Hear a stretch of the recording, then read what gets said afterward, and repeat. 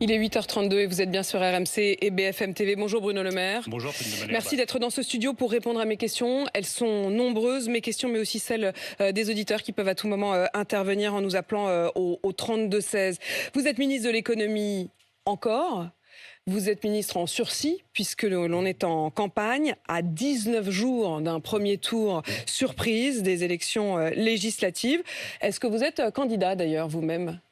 Je le dirai ce soir, parce que je vais dans l'Eure ce soir, dans mon ancienne circonscription. Donc je réserverai l'annonce aux habitants de mon ancienne circonscription. Après, vous savez, je suis un homme de parole. Si vous y allez, c'est pas pour leur dire non, je viens, mais je viens pas. C'est pour leur annoncer en premier ma décision, mais ils me connaissent. Je suis un homme de parole. Quand je dis qu'il faut limiter le nombre de mandats de députés à 3, en général, je tiens parole. Quand je dis qu'il faut que les hauts fonctionnaires qui font de la politique démissionnent de la haute fonction publique, je l'ai fait il y a des années, ce qui fait que si le 8 juillet, je me retrouve sans fonction ministérielle, je n'ai pas de point de chute, je n'ai pas de parachute, et je pense que c'est comme ça qu'on doit mener sa vie politique, libre, sans protection particulière, et surtout en respectant sa parole. Vous êtes le seul à se risquer quand même à ce point. Pardon, mais c'est vrai que c'est assez rare mais tous les pour Français, être souligné. Oui, on de manière, mais tous les Français prennent des risques.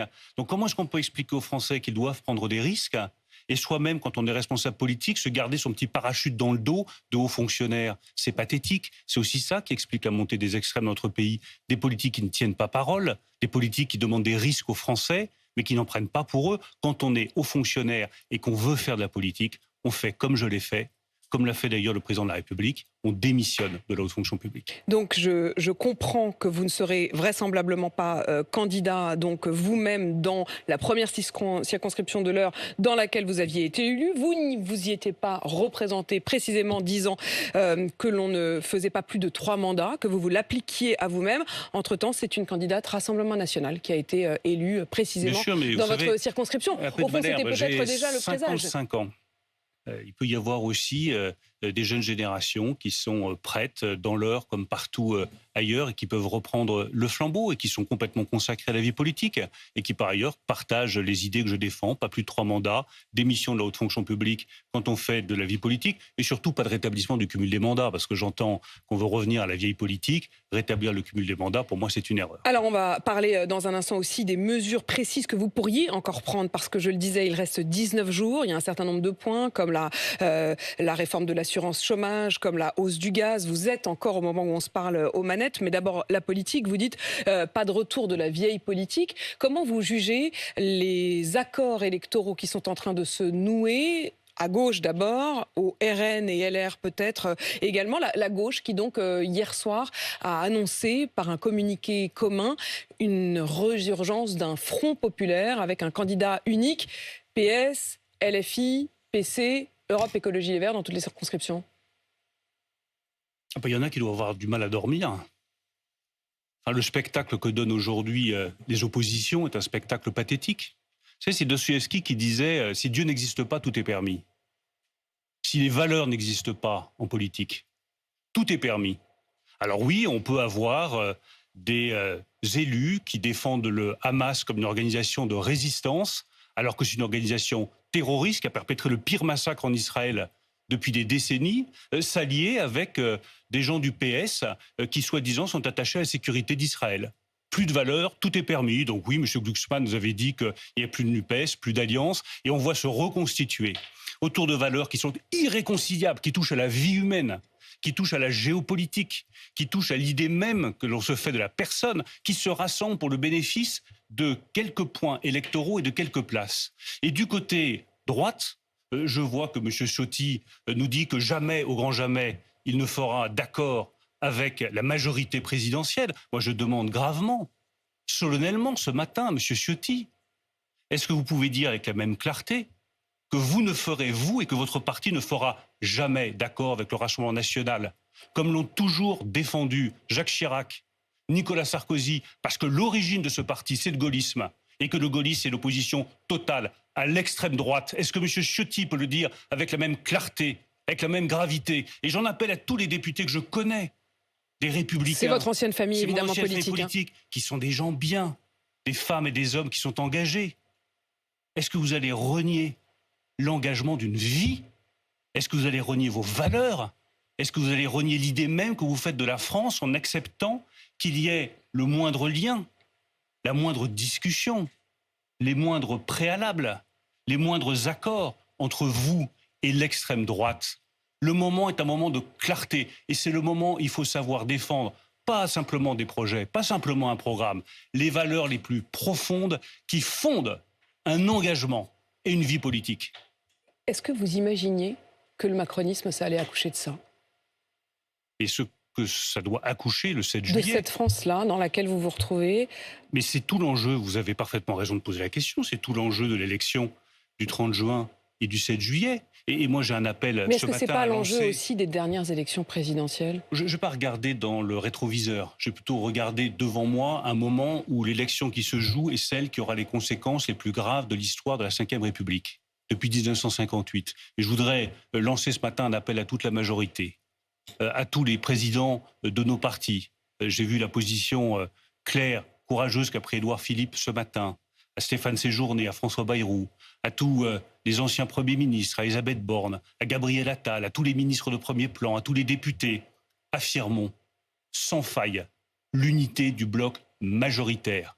Dans cette élection où, une fois encore, ce n'est pas simplement le programme économique ou le programme de sécurité pour le pays qui se joue, c'est les valeurs les plus essentielles de la République et de la nation française. Affirmons l'unité de notre famille politique, parce que quand je regarde, soit sur l'extrême droite, soit sur l'extrême gauche, je ne vois que marchandage et tripatouillage, et il n'y a que notre majorité qui fait preuve de clarté sur son projet comme sur ses valeurs. Oui, mais la manière dont vous le dites laisse entendre que quand même il y a un doute, quoi, qu'il faut sonner le tosquin. Oui, il faut pas simplement sonner le tocsin, mais sonner la mobilisation générale de toute la majorité qui, lorsque je regarde à l'extrême droite comme à l'extrême gauche, est la seule qui est unie sur son projet et sur ses valeurs.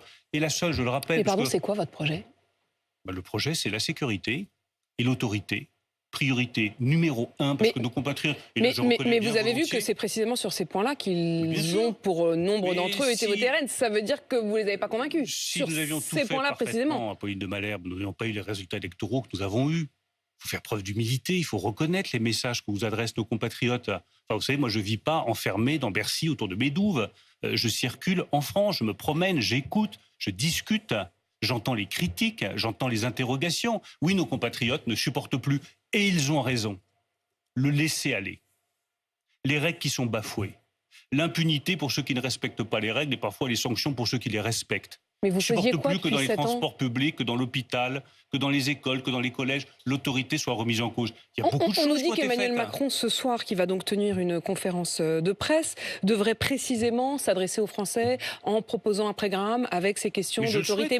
Mais vous faisiez quoi depuis 7 ans? Mais je souhaite que nous puissions prendre des mesures très fortes, par exemple sur la délinquance des mineurs, qui est devenue aujourd'hui, partout où vous circulez en France, un vrai sujet. Gérald Darmanin s'est beaucoup mobilisé sur le sujet. Les forces de l'ordre se sont pleinement mobilisées sur le sujet. Est-ce qu'il ne faut pas changer notre politique pénale?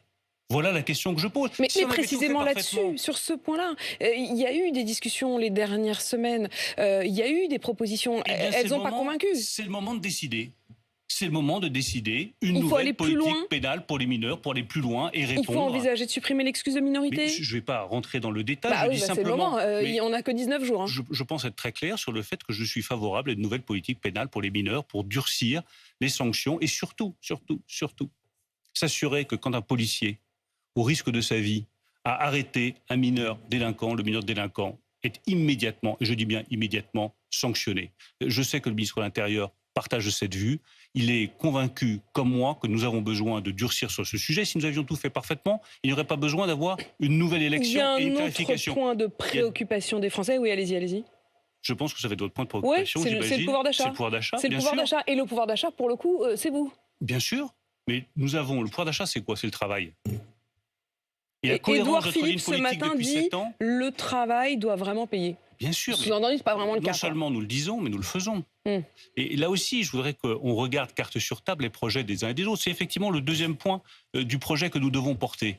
L'autorité, la prospérité pour chacun par le travail. D'abord, par le travail, ça suppose qu'on crée des emplois. On en a créé 2 millions. Moi, je veux bien qu'on dise que cette majorité a été totalement incapable, qu'elle n'a rien fait. On a créé 2 millions d'emplois. On a ouvert 600 usines. On a recréé des filières industrielles. Personne ne l'avait fait avant nous. Maintenant, il faut que le travail paye. Est-ce qu'on n'a rien fait? Non. On a fait des choses. D'abord, on a fait l'exonération des charges sur les heures supplémentaires. Je le dis parce que toute l'extrême gauche veut supprimer les exonérations de charges sur les heures supplémentaires. Je dis aux ouvriers, aux salariés, aux employés, avant qu'ils aillent mettre un bulletin de vote pour la NUPES, qu'ils sachent qu'on va leur retirer 200 à 400 euros par an. Qu'ils le sachent, parce que ça, c'est du pouvoir d'achat bien concret que nous avons mis en place. La prime Macron, totalement défiscalisée, 500 euros en moyenne par an pour des millions de salariés. Si l'extrême gauche, demain, a une majorité, ou l'extrême droite qui a voté contre, elle est supprimée. C'est 500 euros en moins de pouvoir d'achat par an. Voilà des choses très concrètes. Alors après, est-ce qu'il faut aller plus loin? Oui. Je souhaite qu'il y ait de nouvelles mesures pour le pouvoir d'achat qui soient annoncées par le président de la République et par notre majorité dans les jours qui viennent. Je souhaite qu'on accélère les travaux sur la question des charges qui pèsent encore sur les bas salaires. Je souhaite qu'on apporte des réponses claires sur la diminution de l'écart entre le salaire brut et le salaire net. Parce que ça décourage tous les petits salariés. Et c'est là-dessus qu'il faut qu'on travaille. Bruno Le Maire, le lendemain matin de ce coup de tonnerre, on apprend que les factures de gaz vont augmenter de 12%. Par un petit problème de timing. On a Sébastien Chenu, vice-président du RN, qui ici même, hier matin, disait qu'une de ses premières mesures, s'ils arrivaient au pouvoir, ce serait de supprimer cette hausse, en baissant les taxes. Sébastien, mais bien sûr, en baissant les taxes. Il est grandiose, Sébastien Chenu, enfin tout le Rassemblement national est grandiose. Ils vont faire comment pour entretenir les réseaux de gaz? J'ai entendu ce matin une spécialiste sur votre antenne qui disait à très juste titre que l'augmentation du prix du gaz, qui, je le rappelle, c'était la personne en charge des questions d'énergie à l'UFC Que Choisir qui répondait chez moi sur la en dessous du bouclier tarifaire que nous avions mis en place. Elle l'a dit très bien, il faut rénover les réseaux de gaz. Ils vont faire quoi, le Rassemblement national? Ils vont pas rénover les réseaux de gaz? Par ailleurs, le Rassemblement national a dit très clairement, par la voix de Marine Le Pen, qui, il me semble, a un rôle important dans ce parti, qu'ils ne croyaient pas dans les énergies renouvelables.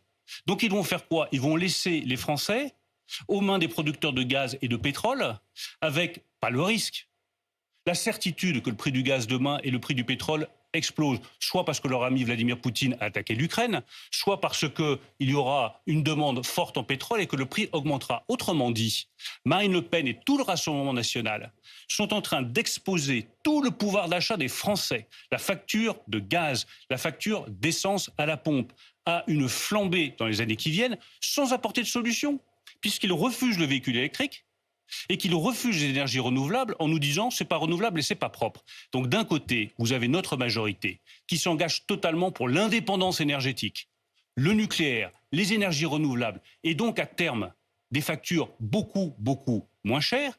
Et de l'autre, vous avez le Rassemblement national qui vous expose à être le parti de la capitulation, de la dépendance aux producteurs de gaz et de pétrole, et donc qui expose le pouvoir d'achat des Français. Et je terminerai en vous disant que sur l'électricité, comme nous on a investi, nous on croit au nucléaire, contrairement à Marine Le Pen qui vous explique que c'est dangereux. En février prochain. Qui explique, qui aujourd'hui dit que... Oui, mais bien sûr. De toute façon, elle change d'avis. Non, mais c'est important de préciser. Le Rassemblement national, c'est l'air du temps. Un jour, ils sont pour l'euro, un autre, ils sont contre. Un jour, c'est la retraite à 62 ans, un autre jour, c'est 60. Là, c'est une élection, on va mettre carte sur table. Que chacun arrive avec ses propositions et qu'ils nous expliquent comment ils vont faire pour nous sortir de la dépendance des pays du Golfe, du gaz et du pétrole qui sont en train de plomber le pouvoir d'achat des Français. Nous, on apporte des solutions. Produit l'électricité, on rouvre des centrales nucléaires. En février 2025, la facture d'électricité de chaque Français baissera de 10 à 15%. En 2025 En février 2025, c'est l'engagement que je prends ce matin. En février 2025, la facture d'électricité de tous les Français baissera de 10 à 15%. Pourquoi? Parce que nous avons relancé le nucléaire. Parce que nous avons produit 330 TWh d'électricité nucléaire l'année dernière. Parce qu'on a investi sur les renouvelables. Parce que nous croyons à l'indépendance de la France et à son indépendance énergétique, contrairement au Rassemblement national qui nous met pieds et poings liés dans les mains des pays du Golfe et de la Russie. Entre-temps, est-ce que vous allez réformer l'assurance chômage par décret? Vous n'avez pas besoin de l'Assemblée nationale pour ça. C'est le président de la République et le Premier ministre qui le décideront, mais moi je suis favorable à cette réforme. Il faut inciter au retour au travail. Oui, maintenant. On sait bien qu'un modèle social constant n'aura pas le plein emploi.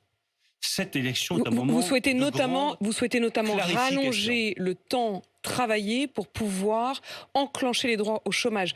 L'exemple de Gabriel Attal, qui sera resté donc 6 mois à Matignon, par exemple, lui n'aurait pas le droit au chômage dans un poste normal.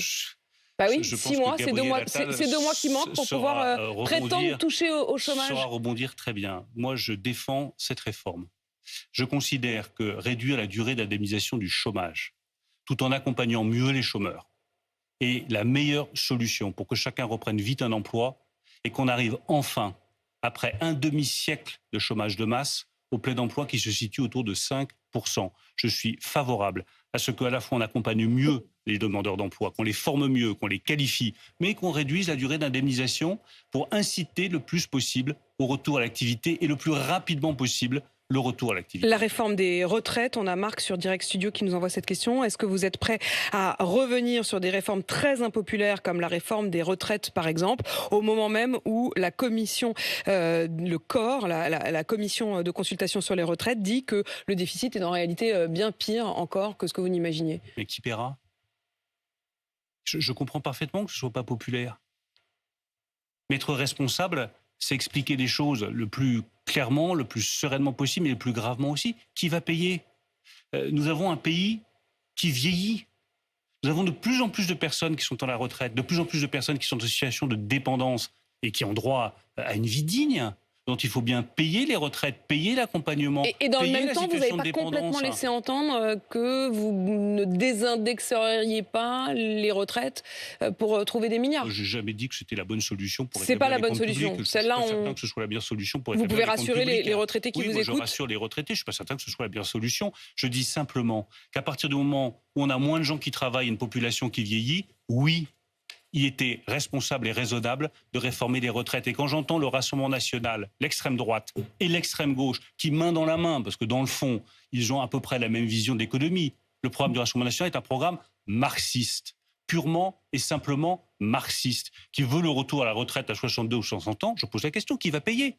Qui va payer la facture? C'est des milliards d'euros. Qui va payer la baisse de TVA que propose Marine Le Pen? Qui va payer la suppression de tout impôt pour les moins de 30 ans? Mais c'est formidable le cadeau, soi-disant juste du Rassemblement national. Un jeune start-upper qui a créé sa boîte à 28 ans, qui est millionnaire, grâce à Marine Le Pen, il ne paiera pas d'impôt. Qui va payer la facture? C'est les ouvriers, les salariés modestes qui vont payer la facture du jeune qui aura réussi et qui n'aura plus d'impôt grâce à Marine Le Pen.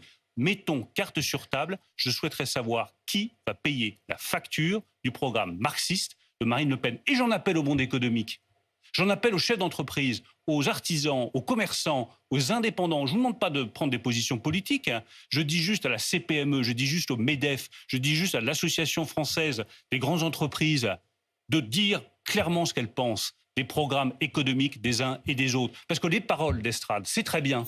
Mais la réalité économique, c'est autre chose, il est bon de la rappeler. Mais que les gens se mouillent.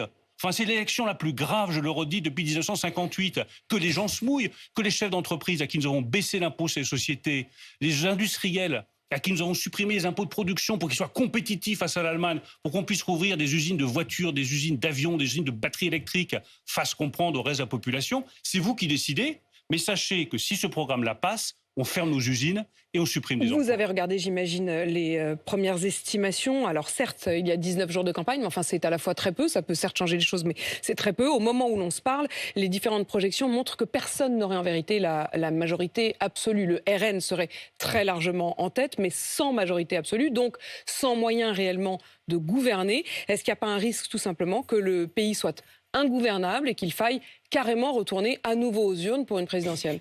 Vous aurez une crise de régime. Une crise de régime, ça veut dire que le président sera obligé de démissionner. Vous aurez une crise de régime.